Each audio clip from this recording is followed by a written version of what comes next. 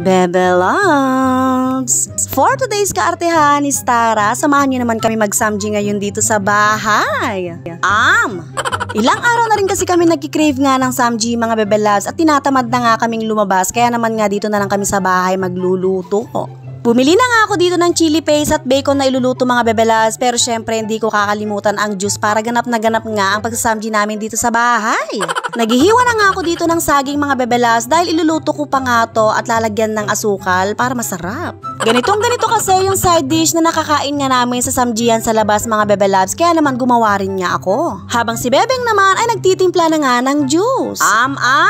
Luto na nga yung saging dito mga Bebe Loves, pero hindi ako sure kung anong lasa nito. Isusunod ko na nga rin dito yung kamote mga Bebe Loves dahil dun nga rin sa kinakainan namin ay meron nga din silang kamote na may natamis. Ay Diyos ko, kapakiyapos ko naman.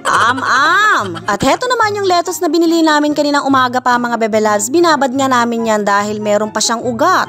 Ay rogoy, ng chili paste ng kabanglo, babaw ko danupan na ako talaga. At dahil parehas na nga rin kami ni Bebeng nagutom mga Bebe Loves, ay nag-prepare na nga siya dito sa labas para nga makapag-umpisa na nga kaming mag-samji.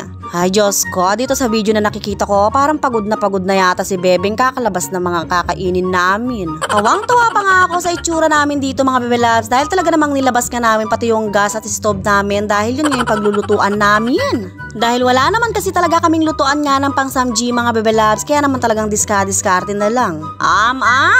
And finally, makalipas nga ang 5 taon mga Bebe Loves, ay buti na lang talaga ay magluluto na rin kami. Ay Diyos ko, bala ko, huli na kami mayari. Nakakapagod nga at talagang pagod na nga ang Bebe Loves nyo dito. Diyos ko, ano ba tong naisip ko na to? Pinapakuha pa nga ako dito ng mantika mga Bebe Loves dahil ilalagay nga to sa kawali na paglulutuan namin para hindi magdikit-dikit yung bacon. Kung ako nga ang tatanungin mga Bebe Loves, ay Diyos ko, ali ko na talaga buring mag-samji kimbale ng kapagal. Kung nag-samji na lang sana kami sa labas mga Bebe Loves, ay mapo 400, 500 lang ako. Diyos ko, kaya ni kimbale may 800 ko ata.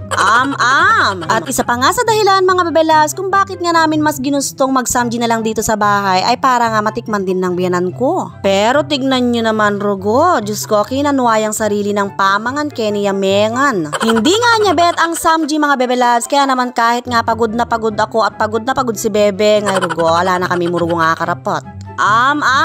Pero in fairness, napakasarap naman ng mga nagawa naming side dish mga Bebe Loves, kaya naman sulit na sulit nga yung pagod namin ngayon. Sobrang busog ko nga ngayon mga Bebe Loves, pero hindi ko na talaga uulitin to. Nakakapagod at talaga naman luging-lugi ako sa presyo, Dana. Yan, nano kasing sasamal ko.